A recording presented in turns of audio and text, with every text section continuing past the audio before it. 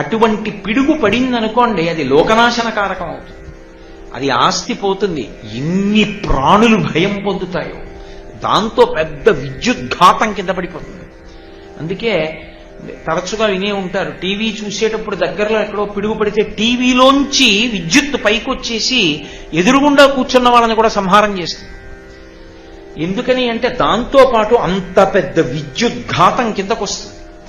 ఆ పిడుగు పడకూడదు వర్షం పడేటప్పుడు. ప్రసన్న వృష్టి అని దేనికి పేరంటే పిడుగులు ఉరుములు లేకుండా హోర్న పడిందనుకోండి వాన, లోకమంతా చల్లబడుతుంది, పంటలు చక్కగా పండుతాయి. పిడుగులు లేని వర్షం కురిపించు, మా దోషములుంటే మన్నించు, ఆ వర్షము చేత మమ్మల్ని కాపాడు. అందుకే మఖము చేయ వజ్రి మది సంతసించును, వజ్రి సంతసింప వానకురియు, వానకురిసి గసవు వసుమతిపై పెరగు, గసవు మేసి దేను కడము బ్రతుకు అంటారు. అందుకే నీరు అన్న ఒక్క విషయం మీద వేదం అంత గౌరవంతో మాట్లాడింది. ఆ నీరు అంత విశేషమైనటువంటి శక్తిని పొంది ఉంటుంది. అలా పొంది ఉండగలగడం ఒకెత్తైతే, నీరు ఓషధీతత్వాన్ని లాక్కోగలగడం ఒకెత్తు. ఇది భారతీయ ఋషుల యొక్క గొప్పతనం. నీరు ప్రవహిస్తోందనుకోండి, తెల్లవారుజామున వెళ్ళి స్నానం చేయండి అంటారు. ఎందుచేత అంటే ఓషధులను ప్రకాశింపచేయగలిగినటువంటి శక్తి చంద్రుడికి ఉంటుంది. చంద్రుడి యొక్క కిరణములలో అమృతత్వం ఉంటుంది. అందుకే సుధాకిరణుడు, హిమకిరణుడు అని శంకరాచార్యుల వారికి అయితే చాలా ఇష్టం. హిమకరహ హిమకరహ అంటుంటారు తరచుగా. ఆ హిమకర అన్న పేరు ఆ చల్లని కిరణములు కలిగిన వాడు, అమృతత్వం ఉన్నటువంటి కిరణములు ఉన్నవాడు. ఆ కిరణములు నది మీద పడితే ఆ నదీ జలములు ఆ అమృతత్వాన్ని లాక్కుంటాయి. లాక్కుని ఆ నీరు భూమి మీదకొచ్చి పంట పొలాల నుంచి వెళ్ళినప్పుడు భూమి యందు ఓషధీతత్వాన్ని ప్రవేశపెడతాయి. ప్రవేశపెడితే వేసిన గింజ ఓషధీతత్వంతో మళ్ళీ పైకి వస్తుంది. అంటే మీరు పట్టుకున్నారో లేదో, ఓషధి అన్న మాటకు అర్థం ఏమిటంటే, ఒకటి శరీరాన్ని నిలబెట్టగలగడం, రెండు రోగాన్ని పోగొట్టగలగడం, మూడు మళ్ళీ అది ఇంకొక దోషిడు గింజల్ని తయారు చేసే శక్తిని తనలో నిలబెట్టుకోవడం. ఈ మూడు చంద్రకిరణముల నుంచి శక్తిని నీరు లాగడం వల్ల వస్తుంది. అందుకే చంద్రుడి వలన ఓషధులు ప్రకాశిస్తాయంటారు. ఒకటి, ఇప్పుడు ఆ నీరు ప్రవహించిన కారణం చేత పంట బాగా పండిందనుకోండి, అన్నం తిన్నాను, ఆకలి తీరింది, ఆకలి తీరింది, శక్తి పొందాను, శక్తి పొందాను, రోగము ఉపశమించింది. ఆకలి ఉండడమే రోగము లేదని గుర్తు. పెద్ద పెద్ద రోగాలు ఏమీ లేవని గుర్తు ఏమిటంటే ఆకలి అయ్యడం, నిద్ర పట్టడం, తెల్లవారేటప్పటికి తిన్నదాన్ని పిప్పి బయటికి వెళ్ళడం. ఈ మూడు. నిద్ర పడుతోందా? పడుతోంది. ఆకలిస్తోందా? వేస్తోంది. తెల్లవారేటప్పటికి తిన్నదానిలో పిప్పి వెళ్ళిపోతుందా? వెళ్ళిపోతోంది. లోపల ఉన్నది చిన్ని రోగం. ఈ మూడిటిలో తేడా వచ్చింది, ప్రమాదకరం. ఇది ఓషధీతత్వంతో నడుస్తుంది. మనం తిన్నటువంటి గింజలలోంచి వస్తుంది ఈ శక్తి. మూడవది ఓషధీతత్వం అంటే ఈసారి పండింది, ఎన్నాళ్ళు తింటావు? ఈసారి వరి కోశారు, తీసుకొచ్చారు, ధాన్యం బస్తాల్లో వేశారు, తెచ్చుకున్నాం, అన్నం తింటున్నాం. అంతే. ఓసారి పండని హస్తమానం నేనేం పండనందనుకోండి భూమి, ఏమవుతుంది? ఇప్పుడు ఆ వడ్డు గింజలు తీసుకొచ్చి ఒక బస్తా వడ్లు దాచారనుకోండి, ధాన్యం, ప్రతి గింజ యందు కూడా ఒక శక్తి ఉంటుంది. ఏమా శక్తి అంటే, మళ్ళీ దాన్ని పట్టుకెళ్ళి భూమిలో పెట్టారనుకోండి, దోషుడు ధాన్యాన్ని అది మళ్ళీ ఇస్తుంది. కంకు రూపంలో మళ్ళీ వస్తుంది. వచ్చి మళ్ళీ ఒక్కొక్క గింజలోంచి వచ్చిన మొక్కకి ఒక్కొక్క కంకు పుట్టి ఒక్కొక్క కంకులోంచి దోషుడు ధాన్యం వస్తాయి. ఇది ఎక్కడిది?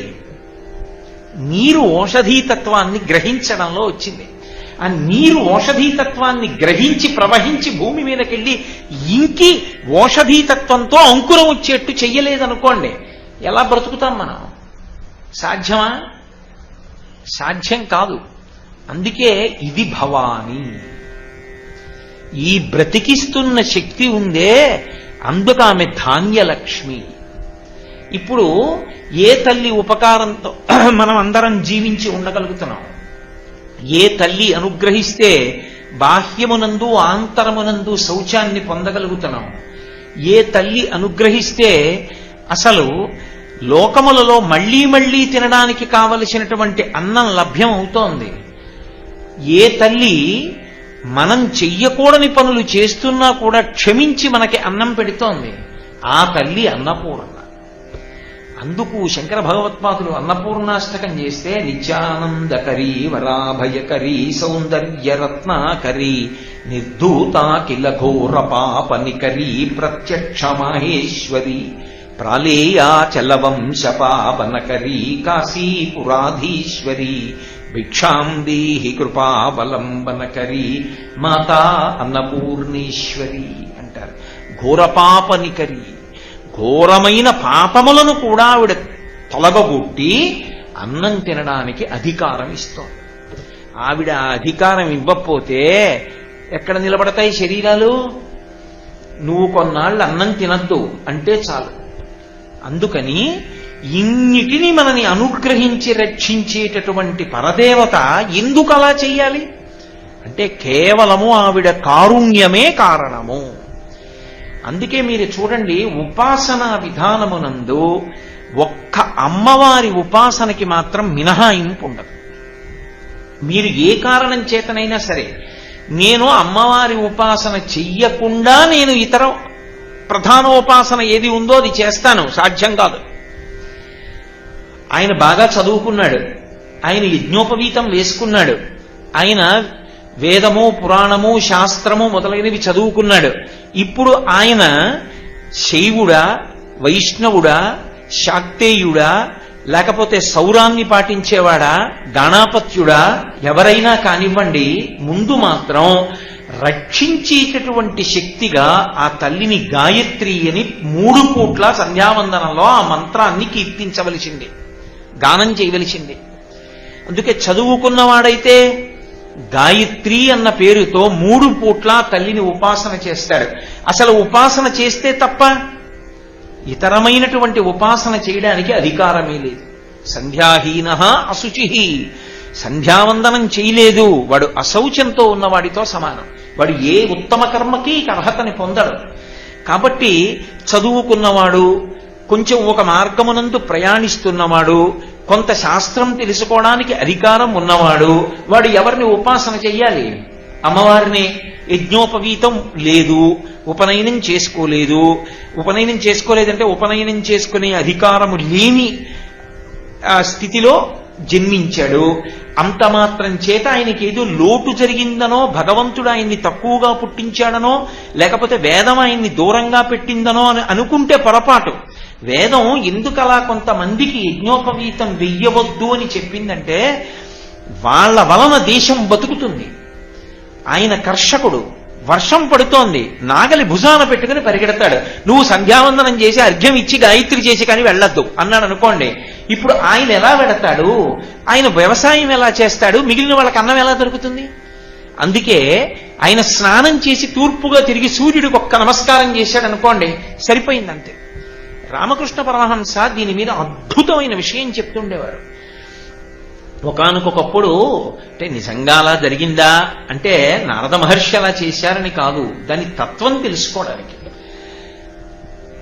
నారద మహర్షి శ్రీమన్నారాయణుడి దగ్గరికి వెళ్ళి, అయ్యా నీకు పరమభక్తుడెవరు అని అడిగాడు. ఎందుకని తన పేరే చెప్తాడు. శ్రీ మహావిష్ణువు చిరునవ్వు నవ్వి అలా వేలు చూపించి భూమండలంలో ఒక రైతును చూపించాడు. ఆయన తెల్లబోయాడు. అతన పరమభక్తుడు. నిరంతర నారాయణ స్మరణం చేస్తానే, వెళ్ళి చూస్తానుండి ఏం చేస్తున్నాడో అని వెళ్ళి చూశాడు. ఏం చేస్తూ ఉంటాడు ఆయన? ఏం చేస్తాడు? పొద్దున నిద్రలేచి నారాయణ అంటాడు. పొలానికి వచ్చి నాగలి భూమి మీద పెట్టి దున్నడం మొదలుపెట్టి నారాయణ అంటాడు. మధ్యాహ్నం అన్నం తినడానికి కూర్చుని నారాయణ అంటాడు. సాయంకాలం గడ్డి మోపు కట్టుకుంటూ నారాయణ అంటాడు. రాత్రి పడుకోబోయే ముందు నారాయణ అంటాడు. ఇదే అడిగాడు వెళ్ళి నారదుడు.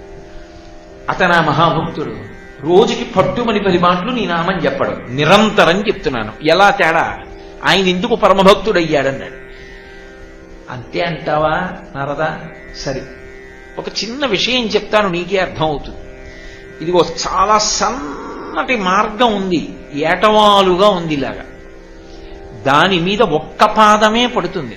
ఆ ఒక్క పాదం వేస్తూ నిలబడి మళ్ళీ రెండో పాదం వేసి జాగ్రత్తగా మళ్ళీ మొదటి పాదం ఎత్తి ఏటవాలుగా ఉంది గోడ మీదకి, ఎక్కడైనా పొరపాటు చేసావో కింద పడిపోతావు.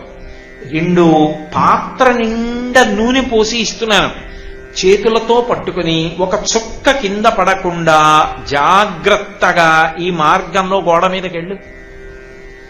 పట్టుకుని బయలుదేరాడు. నూనె చుక్క కింద పడకూడదు, కింద తాటి మీద కాలు మధ్యలోకే పాదం ఉండేటట్టుగా వెయ్యాలి, ఏటవాలుగా ఉంది, జాగ్రత్తగా నడవాలి. ఇన్ని చూసుకుంటూ జాగ్రత్తగా నడిచి గోడెక్కాడు. స్వామి చేరిపోయాను. ఎన్ని మాటలు చెప్పావు నా నామం ఎక్కేటప్పుడు?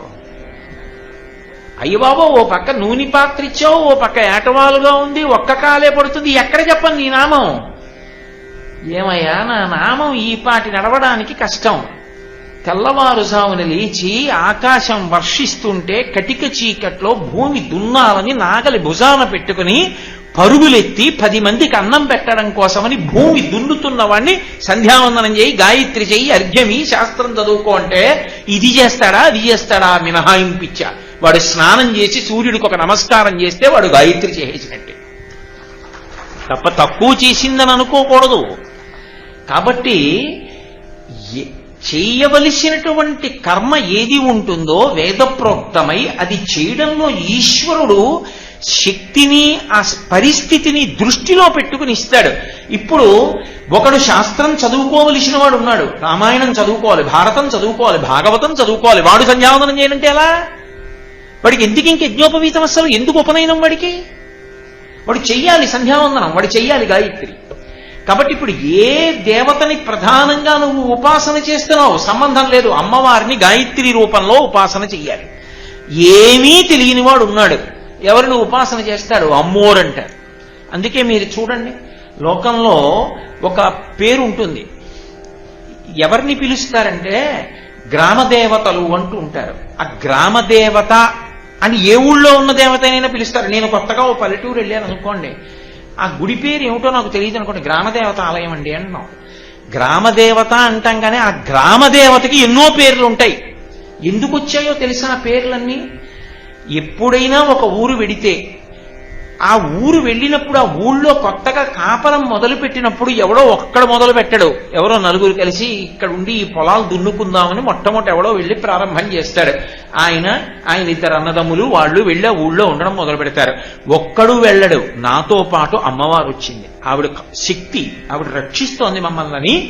ఓ చిన్న పందిరేస్తాడు, పందిరేసి అక్కడ ఓ పొడుగాటి రాయి ఒకటి పెడతాడు, పెట్టి దానికి 3 పసుపు గీతలు ఇస్తాడు, 3 బొట్లు పెడతాడు, ఓ పువ్వు పెడతాడు, చెరువులో నీళ్లు తీసి దాని మీద పోస్తాడు, కాస్త పసుపు పెడతాడు, కుంకం పెడతాడు. ఆవిడ పేరు ఏమిట్రా అని అడిగామనుకోండి, పెద్దింటమ్మ అంటాడు. ఏమిటి పెద్దింటమ్మ అంటే మా ఇంటికి ఆవిడే పెద్ద ఆవిడ. ఇప్పుడు ఆ తర్వాత ఈ 4 అన్నదమ్ములకి 5 కొడుకులు చొప్పున పుట్టారు, 20 మంది, 20 మందికి భార్యలు, 20 మందికి పిల్లలు, కొత్తగా వచ్చిన వాళ్ళు. ఊరు పెద్దదవుతోంది, వరసలు మారుతున్నాయి, ఆవిడ మాత్రం అలాగే ఉంది పెద్దింటమ్మ. ఈ పెరుగుతున్న ఊరంతా ఆవిడిదే, ఆవిడిల్లే, ఆవిడే ఆ ఇంటికి పెద్ద, అందుకని పెద్దింటమ్మ. ఒక ఊళ్ళో మరిడమ్మ, పెద్దాపురంలో ఉంది. మరిడమ్మ అంటే ఒకసారి వెళ్ళి నమస్కారం చేస్తే చాలు మళ్లీ మళ్లీ ఇచ్చే లక్షణం ఉన్న అమ్మవారు కాబట్టి మరిడమ్మ తల్లి.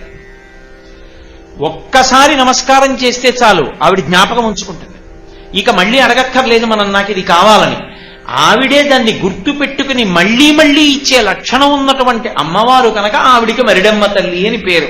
ఒక ఊళ్ళో నూకాలమ్మ, నూకాలమ్మ అంటే భూమి మీద నూకలు ఉన్నాయి, ఈ ఊళ్ళో నేనున్నాను, ఈ ఊళ్ళో నేనుండి ప్రతి పూట అన్నం తిని బ్రతకగలుగుతున్నానంటే ఆవిడ అనుగ్రహం. భూమి మీద నూకలు ఉన్నాయిరా వీడికట్టారు, ఇక్కడ నాకు నూకలు మిగల్చి ఆయుర్దాయం ఇస్తున్న తల్లి ఈ గ్రామానికి అధిదేవత.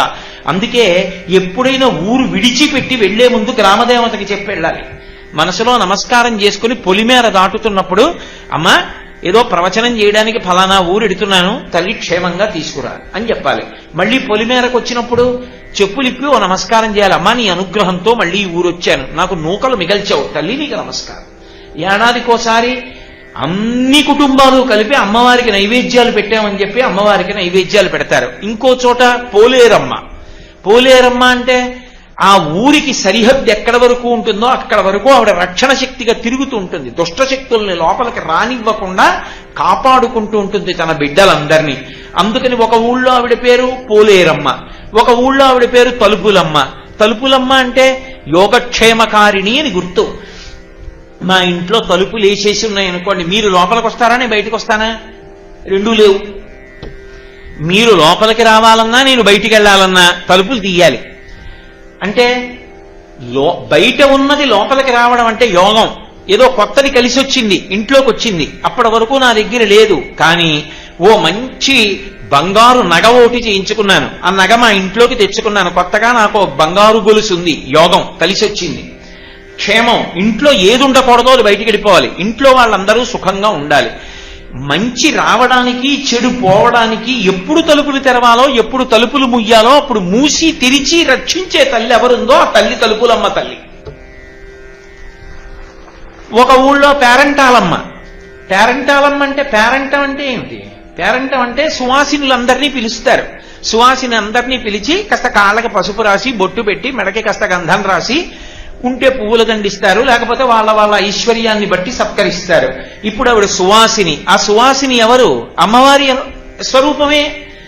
ఆవిడ పేరంటాలమ్మ అంటే ఆవిడ ఎప్పుడూ పసుపు కుంకాలతో ఉంటుంది. ఆవిడ పసుపు కుంకాలు చెదరవు.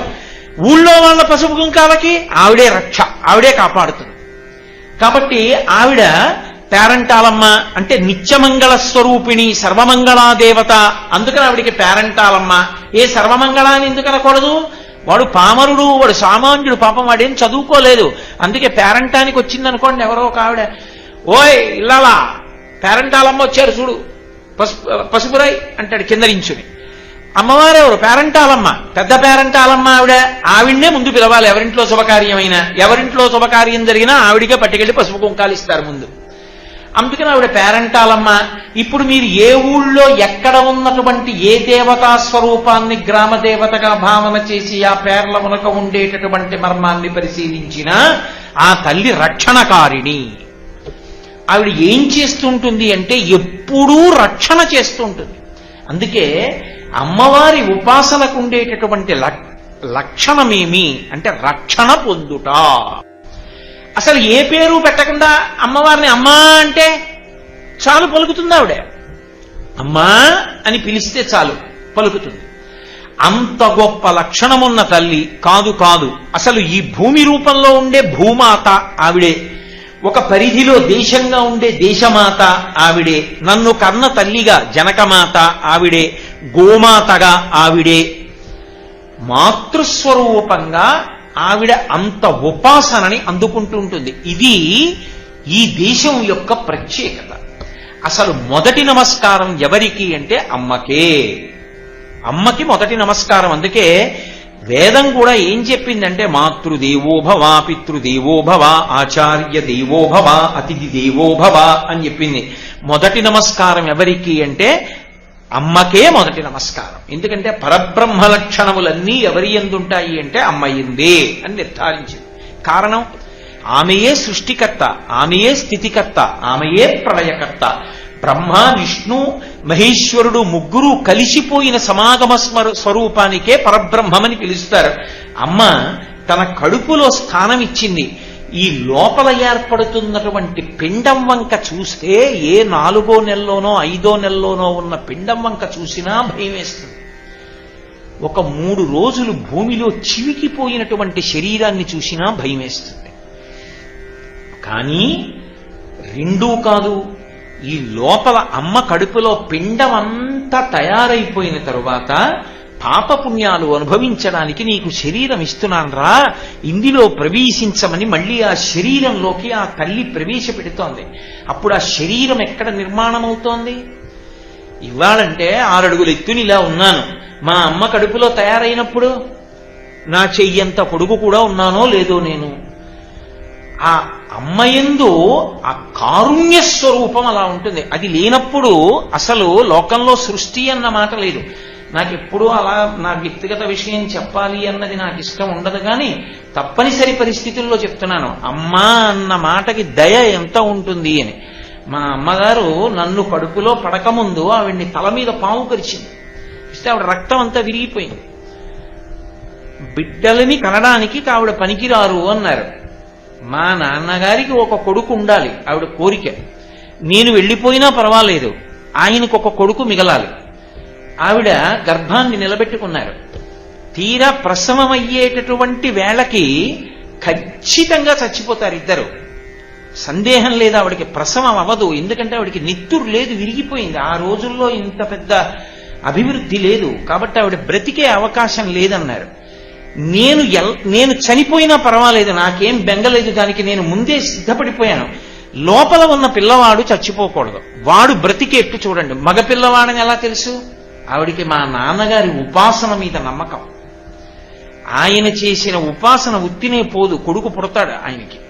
ఆ కొడుకునిచ్చి వెళ్ళిపోతాను కాబట్టి నేను చనిపోయేటట్టు, పుట్టిన పిల్లవాడు బతికేటట్టు ఏదైనా ఏర్పాటు ఉందా అని అడిగింది ఆవిడ. అడిగితే చెప్పలేక చెప్పారట రోజుల్లో. ఒకటే మార్గం ఉంది, మీ అంతటా మీకు ప్రసవం అయితే చనిపోతారు, పిల్లవాడు చనిపోతాడు. పిల్లవాడు ఒక్కడూ బ్రతికి మీరు చనిపోయినా పర్వాలేదు అనుకుంటే తప్పనిసరి పరిస్థితుల్లో ఒకటి చెయ్యాలి. మంచుగడ్డల మీద పడుకోబెట్టి కాళ్ళు చేతులు పట్టేసుకుంటాం. ఆ చల్లతనానికి ఓర్చలేక ప్రసవం అయిపోతుంది. మీరు ఉండొచ్చు, ఉండకపోవచ్చు, అతను మాత్రం బతుకుతాడు. ఆవిడ ఓర్చింది మా తల్లి. అప్పుడు నేను పుట్టాను. ఎవరి వల్ల ఇవాళ ఈ బ్రతుకు నిలబడింది? అయితే అమ్మవారు నన్ను చిన్నపుచ్చలా అమ్మా అని పిలవడానికి చాలా కాలం మా అమ్మ నుంచింది. కాబట్టి ఆవిడ బ్రతికింది, నేను బ్రతికాను. డాక్టర్లు తెల్లబోయారట ఆ రోజుల్లో.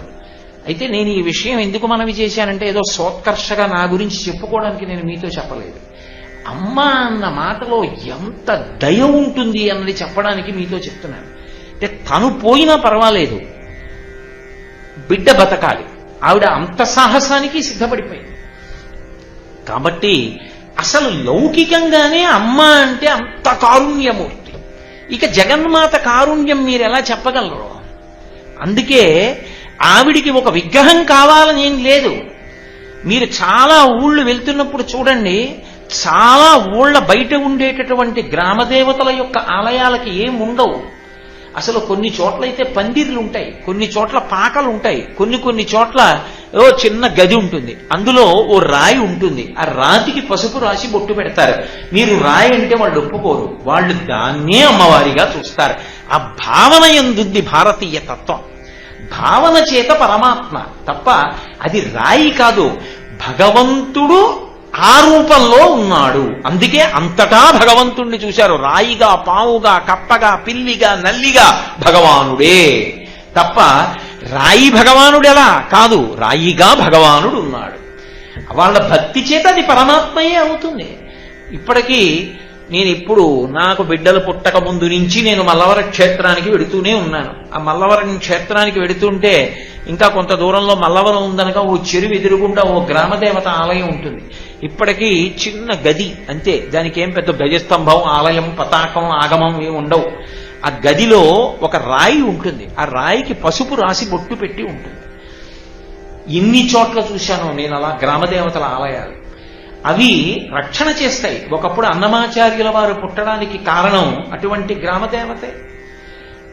అన్నమాచార్యుల వారి తాతగారు చదువు రాక బెంగ పెట్టుకుని ఉపాధ్యాయుడు కొట్టేటటువంటి దెబ్బలు తినలేక చచ్చిపోదామని చెప్పి చింతలమ్మ అనేవారు. చింతలమ్మ అంటే చింత చెట్టు గట్టిగా ఉంటుంది. గట్టిగా ఉండే చింత చెట్టు మీద ఎక్కి కూర్చుని ఆవిడ రాత్రి దిగి తిరుగుతుందని. ఆ చింతలమ్మ అమ్మవారు ఊరి బయట చింత చెట్టు మీద ఉంటుందని నమ్మకం. అందుకని బాగా చీకటి పడితే అటు వెళ్ళేవారు కాదు ఎవరు ఆ రోజుల్లో అన్నమాచార్యుల వారి తాతగారి రోజుల్లో. అక్కడ ఒక పెద్ద పుట్ట, ఆ పుట్టలో నాగుపావుగా ఆవిడ తిరుగుతుంది. ఎవరు అపకారం చేయడానికి ఊళ్ళోకి రాకుండా తిరుగుతుందని నమ్మేవారు. ఈ పిల్లవాడు బెంగ పెట్టేసుకున్నాడు, ఉపాధ్యాయుడు కొడుతున్నాడు, చదువు రావట్లేదు, చచ్చిపోతాను, చింతలమ్మ నన్ను చంపేస్తుంది రాత్రిడితేనని ఆయన వెళ్ళిపోయి ఆ పుట్టలో చెయ్యెట్టాడు. నాగుపాము నన్ను కరిచేస్తుందని. చెయ్యెడితే నాగుపాం కరవలేదు, ఎవరో వచ్చి చెయ్యెట్టుకున్నారు. పైకి తీసి నిలబెట్టారు. ఎరా పిల్లాడా, పుట్టలో చెయ్యెట్టావు, భయం లేదు, చచ్చిపో అని అడిగింది ఆవిడ. చచ్చిపోదామని చెయ్యెట్టాను. ఎందుకురా నీకంత బాధ? అక్షరం ముక్క రావట్లేదమ్మా, ఉపాధ్యాయుడు కొడుతున్నాడు, నాకు అక్షరం రావట్లేదు, ఈ బతుకు కష్టంగా ఉంది అన్నాడు. ఎందుకురా బెంగ పెట్టుకుంటావు, నిన్ను అనుగ్రహిస్తున్నాను, నీ మనవడు ప్రముఖ వాగ్గేయకారుడవుతాడు. తిరుమల వెంకటేశ్వర స్వామి వారి సన్నిధానంలో కీర్తనలు చేస్తుంటే వెంకటేశ్వరుడు చెవి ఒగ్గి వింటాడు. చెవి ఒగ్గి వినడం కాదు, నీకొక విషయం చెప్పనా, అన్నమాచార్యుడన్న పేరుతో నీకు పుట్టేటటువంటి మనవడు పాడినటువంటి వైరాగ్య సంకీర్తనలు విని రాత్రి మెట్లు దిగి అలివేలు మంగాపురం వెళ్ళినటువంటి, అలివేలు మంగ కాదు అలర్మేల్ మంగ, ఆవిడ దగ్గరికి వెళ్ళినటువంటి వెంకటేశ్వరుడు ఉత్సాహం లేకుండా దిగాలుగా కూర్చుంటాడు నీ వైరాగ్య కీర్తనలు విని విని.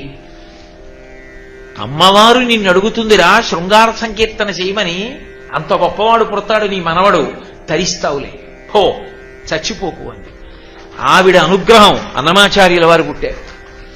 ఆ అన్నమయ్య వైరాగ్య సంకీర్తన చేస్తే వెంకటేశ్వర స్వామి వారు అమ్మవారి గుడికి వెళ్ళి రాత్రిపూట మెట్లన్నీ దిగొస్తూ ఉంటారు. దిగొచ్చి అమ్మవారి గుడికి వెడితే ఇప్పటికీ ఒక చెప్పులు కుట్టుకునేటటువంటి వ్యక్తి ఇంట్లో ఒకప్పుడు పిండి మీద ఆయన పాద ముద్ర మోపారు, దాన్ని బట్టి రెండో పాదానికి కూడా చెప్పు కుట్టాడు అతను. కాబట్టి అటువంటి మహానుభావుడు అమ్మవారి దగ్గరికి వెళ్ళి ఇలా చెక్కిట చేయి చేర్చి విచారంగా కూర్చునేవారట. ఏమి స్వామి అలా ఉన్నారు అంటే, అన్నమయ్య ఏమి కీర్తన పాడాడు అలివేలు మంగ, ఎంత వైరాగ్యంతో పాడాడు, ఏ ఉంది అనేవట. ఎవరు పరమేశ్వరుడికి వైరాగ్యం కలిగి. అప్పుడు పద్మావతి అమ్మవారు అన్నమాచార్యుల వారిని అడిగిందట, ఏమిటో మా ఆయన ముఖంలో చిరునవ్వు చూసి అన్నాళ్ళయిందో, ఒక్క శృంగార సంకీర్తన చేయవయా సంతోషించేటట్టు అంటే, అలరులు కురియగా ఆడెనదే అలకలకులుకుల అలమీల్మంగ అని అప్పుడు కొన్ని శృంగార సంకీర్తనలు చేస్తే వెంకటేశ్వర స్వామి వారు ఉత్సాహంగా వచ్చారట.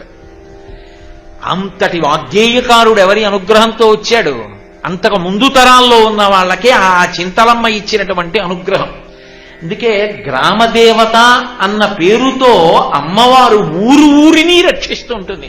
ప్రతి ఊరికి అధిష్టాన దేవతగా ఉంటుంది ఆవిడ. నేను చెప్తే మీకు ఆశ్చర్యంగా ఉండొచ్చు, ఒకానొకప్పుడు అయోధ్యానగరాన్ని విడిచిపెట్టి వెళ్ళిపోయాడు మహారాజు. రామచంద్రమూర్తి యొక్క బిడ్డలు లవకుశుల్లో కుశమహారాజు వెళ్ళిపోయి పడుకున్నాడు, వేరొక చోట రాజధాని మార్చేస్తాను. అయోధ్యానగర అధిష్టాన దేవత కనపడింది ఆయనకి. ఎన్ని తరాలు ఏలయ్యా అయోధ్యని రాజధానిగా చేసుకుని ఇవాళ అయోధ్య విడిచిపెట్టి వచ్చేస్తావా, ఏమైపోవాలి అక్కడ అంతఃపురం అంతా, ఏమైపోవాలి అయోధ్యానగర వైభవం అంతా, మహారాజా తిరిగిరా అయోధ్యకి అని పిలిచింది. ప్రతి నగరానికి అధిష్టాన దేవత ఉంటుంది. అందుకే మంత్రాలు అమ్మవారి గురించి అలా మాట్లాడతాయి. గంధద్వారాంధురాదరుషాం నిత్యపుష్టాంకరీషిణీం ఈశ్వరీగుం సర్వభూతానాం తామిహోపహ్వజే శ్రియం. గ్రామములుగా, నగరములుగా, నదులుగా, సముద్రములుగా విభూతి ప్రసారం చేసి మహదైశ్వర్యంతో ప్రకాశింపచేస్తుంది ఒక్కొక్క చోట. నేను పూర్వం ఒకసారి ముంబైలో ఉపన్యాసాలు చెప్పడానికి రాత్రి విమానంలో వెళ్ళాం, మా మోహన్ గారు నేను. వెళ్తున్నప్పుడు విమానం రాత్రి దిగుతోంది. ఎంత దూరం ఎటు చూసినా దీపాలే, ఎన్ని దీపాలు, అన్ని దీపాల మధ్య నగరం ప్రకాశిస్తుంటే నాకు ఇదే జ్ఞాపకానికి వచ్చింది.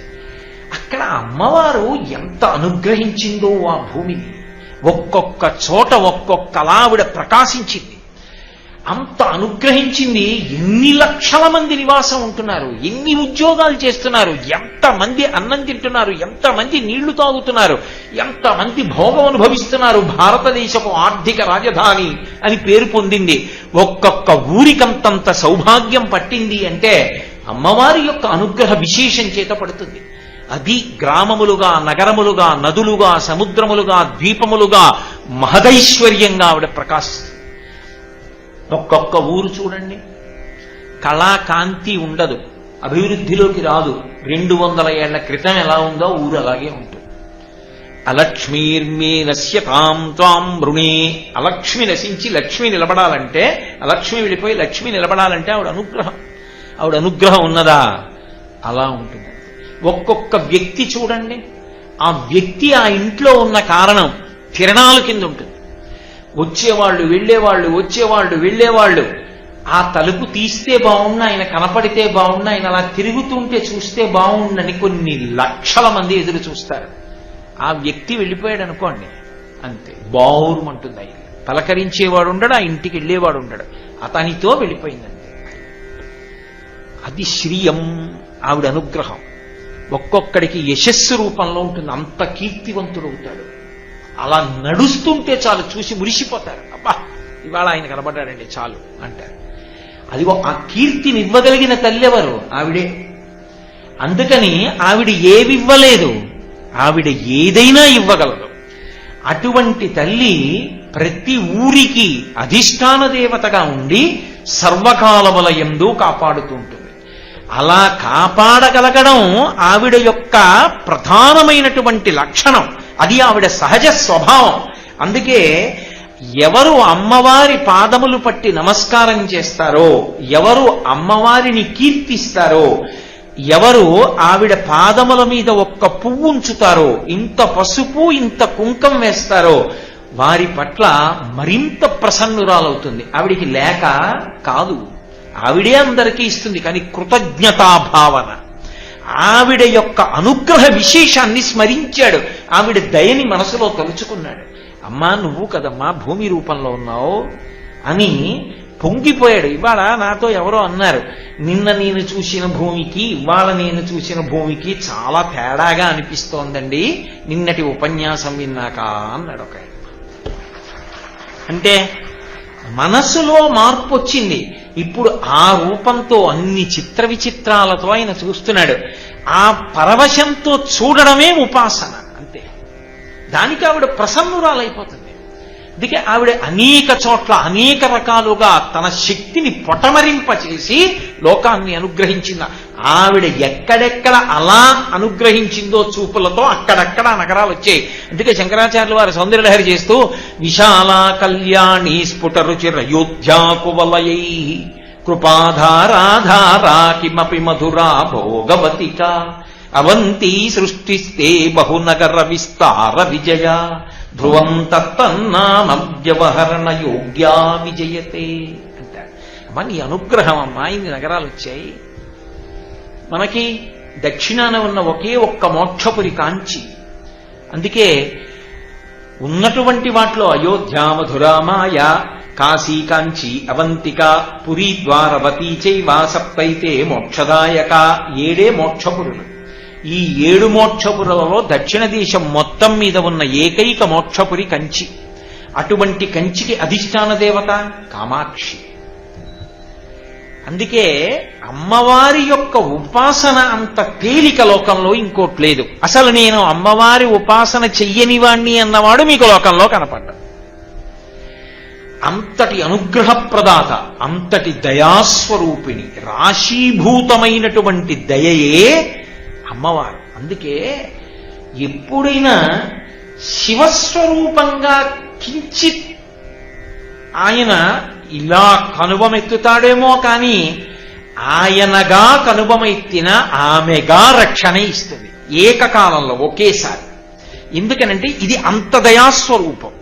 అది అప్పుడప్పుడు కర్మాకర్మ ఫలప్రదాతగా అపచారం జరిగినప్పుడు అని ఇలా అంటాడేమో, అదే రూపం శివా అమ్మవారిగా అని ఇలా అంటుంది. అయింది పిల్లాడండి, తప్పు చేయడం పెద్ద తప్ప, అంత కోపం ఎందుకు అంటుంది. అంటాడు ఆయన. అది రెండుగా ఉన్న ఒకటిలోని చమత్కారం. అమ్మవారి దయ గురించి చెప్పాలంటే శంకర భగవత్పాదులు సౌందర్యలహరిలో శ్లోకం చేశారు. అసలు పరమాద్భుతం. ఆయన అన్నారు, మృణాళీ మృద్వీనాం తవ భుజలతాం చతసృణాం చతుర్భిః సౌందర్యం సరసిజ భవస్తౌతి వదనైః నకేభ్యః సంత్రస్యన్ ప్రథమమథనాదంధకరిపో చతుర్నాం శీర్షాణాం సమమభయ హస్తార్పణ ధియా అన్నారు. నకేభ్యః సంత్రస్యన్ ప్రథమమథనాదంధకరిపో. 3వ పాదం నుంచి మొదలెడితే తప్ప శ్లోకానికి అర్థం రాదు. ఒకానొకప్పుడు పరమశివుడు ఏం చేశాడంటే చతుర్ముఖ బ్రహ్మగారి యొక్క ఒక మెడ గిల్లేశాడు. ఇలాగా 5 కంఠాలు ఉండేవి బ్రహ్మగారికి. ఎవరు గిల్లినవాడు? నకేభ్యః సంత్రస్యన్, పెద్ద త్రిశూలం పెట్టి పొడవలేదు, పెద్ద యుద్ధం చేయలేదు, పెద్ద ఢమరుకం వాయించలేదు, నందివాహనం ఎక్కి రాలేదు, నంది రెంకె వేయలేదు. ఇలా కూర్చున్నవాడు ఇలాగే గిల్లేశాడు. ఏం చేశాడని బ్రహ్మగారు అంటే అది శంకర భగవత్పాదుల యొక్క రచన వైచిత్రి. ఆయన ఏం చేశాడో చెప్పక్కర్లేదు, ఇలాంటి తప్పు చేసిన వాడిని ఒకడిని చెప్పారు. నకేభ్య సంత్రస్యన్ ప్రథమమధనాదంధకరిపో. అంధకాసురుడని ఓ రాక్షసుడు, హిరణ్యాక్షుడు కొడుకు.